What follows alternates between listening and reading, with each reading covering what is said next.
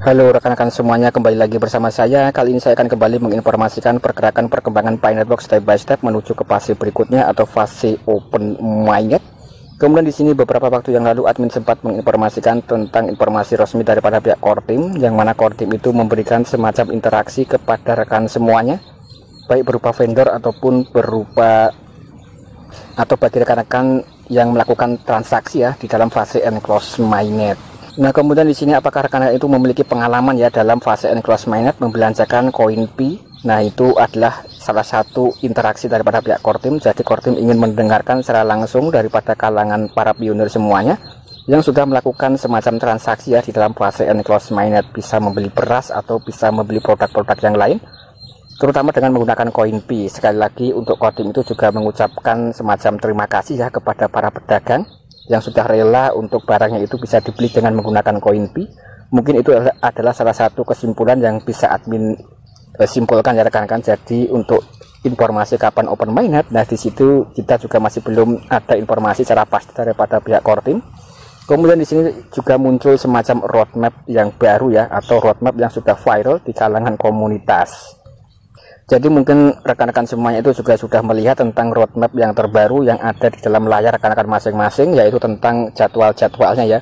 Dari tanggal 7 sampai tanggal 10 September itu ada feedback, kemudian tanggal 11 sampai 22 September ini ada semacam informasi internal dari core team ya tentang kuartal keempat planning project. Kemudian di sini juga ada pada tanggal 22 September sampai dengan 29 September ada juga tentang core team internal finalisasi ya. Jadi untuk finalnya itu kapan akan ditentukan pada tanggal ini. Kemudian di sini juga disebutkan tanggal 2 sampai tanggal 13 itu ada semacam integrasi internal planning roadmap draft. Nah, kemudian pada tanggal 16 Oktober ya ini juga ada roadmap pack, dan juga pada akhir tahun ada roadmap pack yang terbaru lagi. Kemudian roadmap yang di screenshot di sini ya, mungkin rekan-rekan juga sudah banyak yang mengetahui. Kemudian ketika ini benar-benar informasi resmi daripada pihak core team atau informasi yang asli ya, nah ini adalah sinyal-sinyal positif menuju ke fase open mainnet, dan kita tinggal tunggu saja konfirmasi resmi dari core team.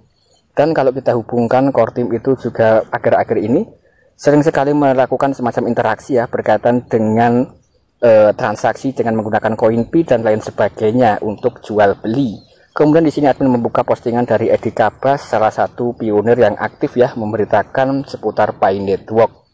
Dan menurut daripada Edi Kabas, di sini saya tahu beberapa para pionir semuanya memang sudah banyak yang mengetahui informasi roadmap tadi. Kemudian pertanyaannya adalah, jika gambar tersebut sah dan asli, nah di sini bagaimana jika dalam peta jalan kita hanya memiliki informasi yang sudah kita ketahui dan sama sekali tidak ada informasi tentang apa yang kita semua harapkan ya. Jadi di sini ya, bagaimana pendapat rekan-rekan tentang roadmap yang ada di sini? Apakah ini asli atau hoax? Ya kita tinggal ikuti saja informasi resmi daripada pihak core team. Dan kita tidak perlu untuk mengambil pusing ya. Sekali lagi di sini memang banyak sekali informasi yang bertebaran di luaran sana. Sekali lagi admin di sini hanya sekedar untuk memberikan informasi berkaitan dengan sesuatu yang sedang viral ya, terkhusus informasi di dalam Twitter ataupun di dalam komunitas grup-grup. Nah, bagi rekan-rekan yang melakukan mining Pi Network tentu saja banyak sekali mengikuti grup-grup yang ada. Kemudian di sini juga ditanggapi oleh P-Spread ya. Nah, P-Spread itu tanggapannya seperti berikut. Ya, seperti yang saya katakan, core team belum bisa memberikan peta jalan waktu yang tepat ya untuk open mainnet. Jadi sekali lagi untuk roadmap open mainnet, nah ini masih belum ada informasi secara resmi daripada pihak core team. Kemudian juga ditanggapi oleh P-Clubhouse, my roadmap expectation are low. Artinya ya untuk ekspektasinya itu cukup lambat ya pergerakan daripada Pi Network menuju ke open mainnet. Kemudian di sini akan mencoba menuju ke informasi berikutnya ya. Kali ini daripada P-Exchange juga memberitakan informasi yang cukup lumayan penting. Nah, ini berkaitan dengan Stellar Consensus. Jaringan Pi telah menghubungkan Soroban. Kemudian nanti rekan-rekan juga bisa dikunjungi ya untuk daripada Twitter resmi Stellar Protocol Consensus atau SCP. Nah, di sini ada semua data. Nah, kemudian juga disebutkan ada sekitar 1000 alamat organisasi. Kemudian juga ada dompet pengembang, kemudian juga ada dompet jangkar yang telah dibuat. Ini adalah sinyal positif untuk smart contract Pi sudah siap ya di dalam jaringan tersebut. Sekali lagi di sini informasi ini cukup mantap sekali ya. Nah, ini juga ada semacam informasi dalam bentuk screenshot tentang daripada smart contract yang terbaru ya. P-Network di dalam SCP ya rekan-rekan, kurang lebih seperti itu. Ini sudah terregistrasi. Nah, bagaimana pendapat rekan-rekan ya, apakah ini asli atau tidak? Kemudian ini juga ditanggapi oleh Justin Gapta ya. Kita coba cek, hanya percaya berita resmi yang datang dari core team. Nah, memang intinya kalau kita lihat itu perkembangan P-Network cukup masif sekali ya, tentang daripada P-Network yang ada di dalam protokol SCP ya, atau Stellar Protocol Consensus. Kemudian di sini juga ditanggapi oleh King Fat. Nah, mungkin rekan-rekan juga sudah banyak yang mengetahui tentang King Fat. Nah, di sini tidak terbukti. Saya baru saja mengecek dan versinya masih versi 18.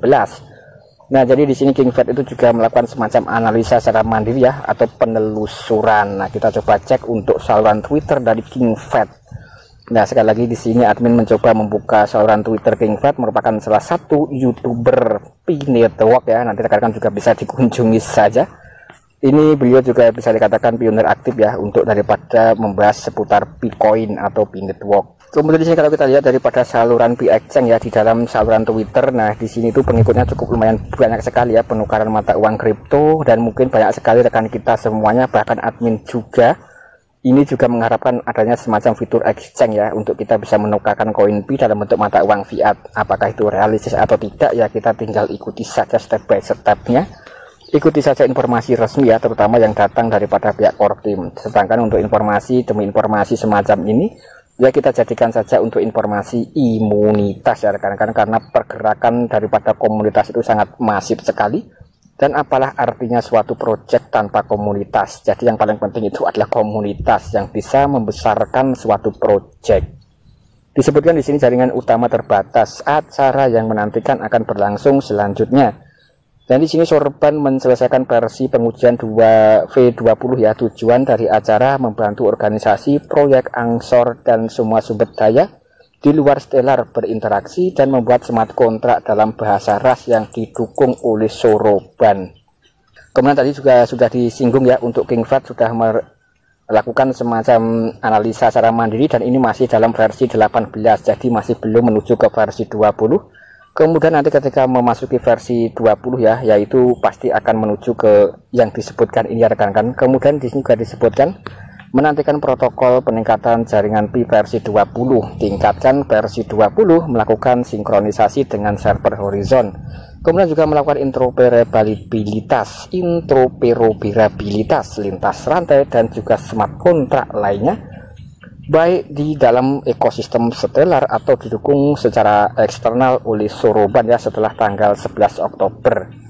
Kemudian jika dua tugas di ataslah selesai, maka akan menjadi jumlah akun yang lolos KYC cukup banyak berkat input data dari Neon minus, karena platform Neon Stellar memaksa mereka untuk melakukan KYC terhadap data yang diunggah ya. Kemudian juga ada biaya transaksi, seluruh kerangka Pi akan dikurangi berkat proposal inti. Nah, di sini juga disebutkan. Kemudian P-Exchange juga memungkinkan pertukaran semua mata uang standar lainnya berdasarkan daftar mata uang yang terdaftar di BIP 44 ya. Ini lebih dari 1.300 jenis dan dalam daftar proyek dan Angsor on Stellar. Nah, ini bisa diluncurkan segera atau setelah integrasi V20 ya. Kemudian juga ada Pi Super Wallet, adalah tempat penyimpanan semua uang digital terdesentral yang baru, termasuk mata uang digital negara-negara Neo. Ada hampir 1000 alamat dompet Neo. Nah, kemudian di sini juga disebutkan lagi dapat diluncurkan segera atau setelah integrasi V20. Kemudian Stellar dan Pi Network memaksa dunia bermain di fair playing file ini. Tidak perlu langsung open mainnet terbatas juga lebih dari cukup. Ini adalah kesimpulan cukup mantap ya rekan-rekan, tidak perlu open mainnet, di enclosed mainnet itu juga sudah cukup ya, karena project Pi Network cukup besar sekali. Nah, ini kita tinggal melakukan semacam analisa demi analisa, dan kalau rekan-rekan melihat dalam saluran Twitter itu rekan-rekan sudah dimanjakan ya oleh berbagai macam informasi, termasuk di sini tadi juga sudah ada salah satu yang melakukan analisa mandiri, yaitu dari Doc Nguyen, memberikan informasi tentang pergerakan Pi Network dan Stellar Protocol Consensus. Nah, saya rasa sekali dulu konten dari saya berkaitan dengan pergerakan perkembangan Pi Network ya. Intinya di sini Pi Network terus on progress, on proses, dan masih ongoing ya. Dan kita tinggal nantikan saja informasi dari core team secara resmi. Rekan-rekan tidak perlu untuk resign ya dari pekerjaan rekan-rekan masing-masing. Sekali lagi di sini BNN Blog kita jadikan sebagai aset digital, sebagai tabungan masa depan. Kurang lebih seperti itu. Sekian, terima kasih.